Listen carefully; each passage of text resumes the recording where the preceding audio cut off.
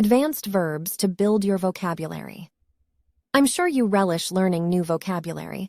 Let's begin with the verb to relish. What this means is to like or enjoy something, and really you're just adding a bit of emphasis. As I just said, I'm sure you relish learning new vocabulary and you enjoy it. You can follow this verb with either a gerund or a noun, so to give you a couple of examples with gerunds, I could say I relish traveling to exotic locations, or I relish eating ice cream on a hot summer day, and then if you're going to follow it with a noun, there are some common collocations.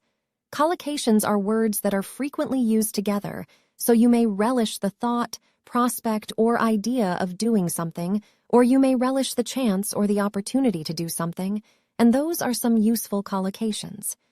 When it comes to pronouncing the verb, it has two syllables. The stress is on that first syllable, relish, and if you are someone who relishes learning new vocabulary, please subscribe, turn on notifications. That way I can become your teacher. My name is Sasan. The channel is Brainster Corner English.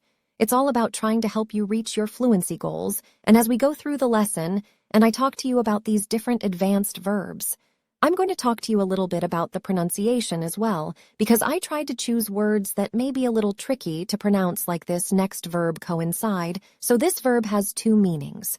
The first one is to happen at or near the same time, and often you're going to follow the verb with the preposition with. So you would say that something coincides with something else, and you're not really talking about everyday activities like going to the coffee shop coincides with this. You're talking about events that may not occur regularly.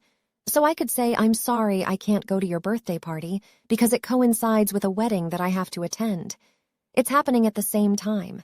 It also means to be the same or similar, so I could say, if our schedules coincide, then we can plan to travel together. We'll take the train if our schedules coincide and they're the same.